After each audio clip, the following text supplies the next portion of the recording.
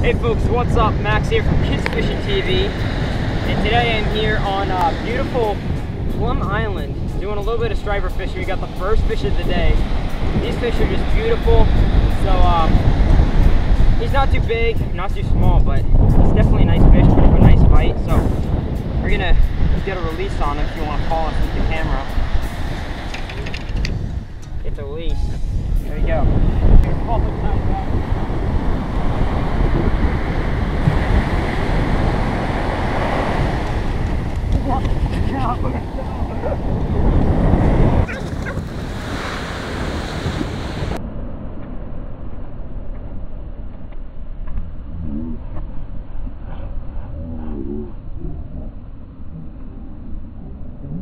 Alright, I'm going to take a few seconds right now to actually show you how to type the rig that we're using for these fish.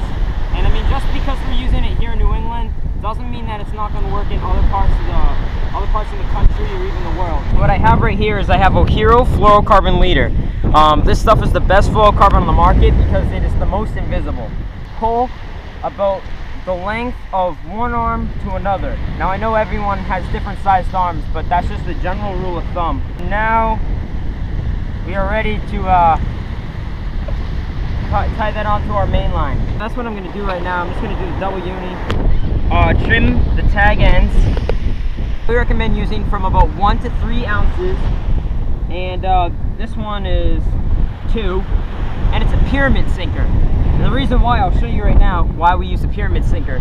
Say for instance this is the bottom of the ocean. When you drop it, it gets engraved in.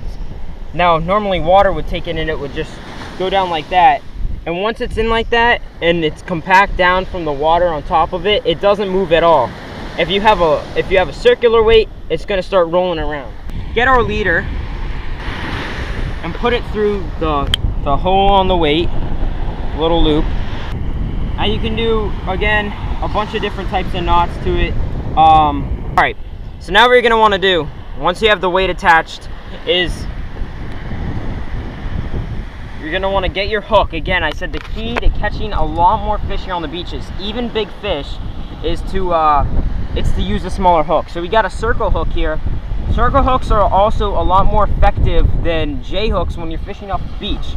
The reason why is because, especially here where we're fishing on Massachusetts, the ocean is a lot more stirred up. There's a lot more currents. It's a lot more rough than in Florida. So it's very hard to sense an actual bite from when a fish picks up your bait. Once you have the circle hook on, just sit down in a lawn chair and wait till the line starts moving.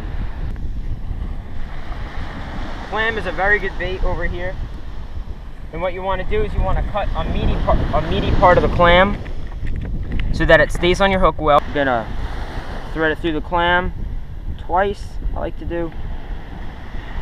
Slide it up the hook so that the hook is exposed.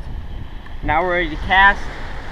Now we're just using wicked cheap stuff. We're using like Shakespeare rods and reels. Doesn't matter. We're just having fun.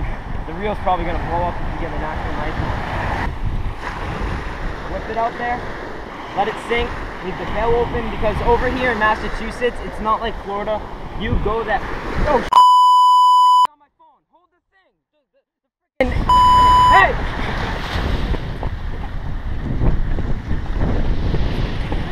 Steal my iPod, not the clams.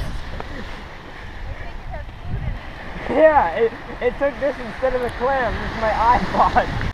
Basically, if you didn't understand what just happened while I was casting out, a big seagull came over to our stuff, and instead of taking the bag of clams that we have, it took my bag full of my GoPros and all my expensive electronics.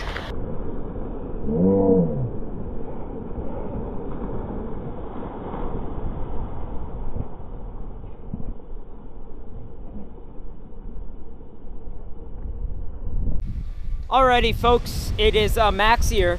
Still haven't caught a fish, but we've had some fun. I've got my electronics almost stolen by seagulls. I took a few spills, you know, face plant. But we're gonna get hit hard by a big storm. I mean, we have severe storm warnings all over on the internet and stuff, and it looks like it's about to come because all around us, I mean, right in front of us is kind of just minor rain clouds, but behind us there are some pretty bad rain clouds, and you can tell that it's coming because not only am I seeing the rain, but the wind has picked up dramatically and it's just getting rougher and rougher, so we have to move our chairs back, but it is what it is. We're still just waiting out here. We lost one more fish, and this is fish in New England. This is no fish in Florida. It's slow, and you got to be patient. It's a waiting game, basically. I broke the handle on my reel because it's a ghetto reel. It's a Shakespeare.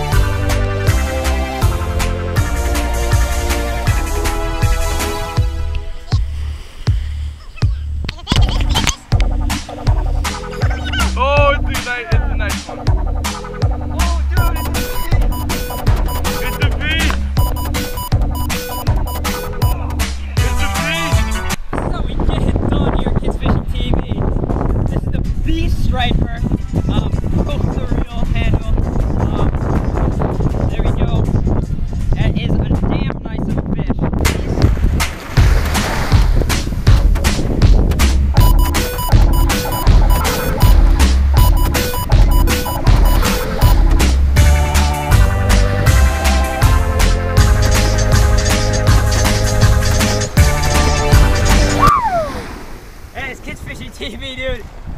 Hey, the funny thing was, I had the circle hook on with a little teeny piece of clam. He didn't even whack it. I just started reeling in slowly, and bam, my rod went over, and I knew right from the start it was a big fish. So, yeah, storm's coming in still. Hopefully, we can get one or two more fish before we leave, but.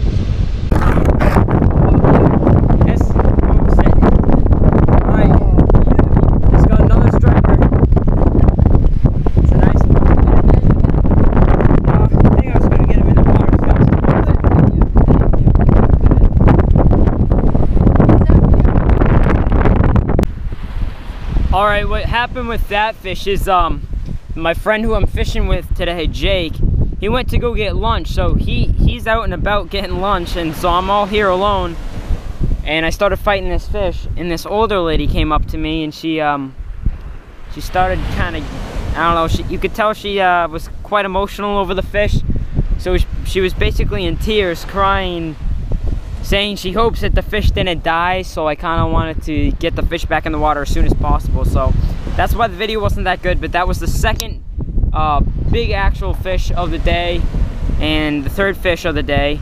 But yeah, I just wanted to get the fish back into Bleezer, so that's why the video kind of was bad.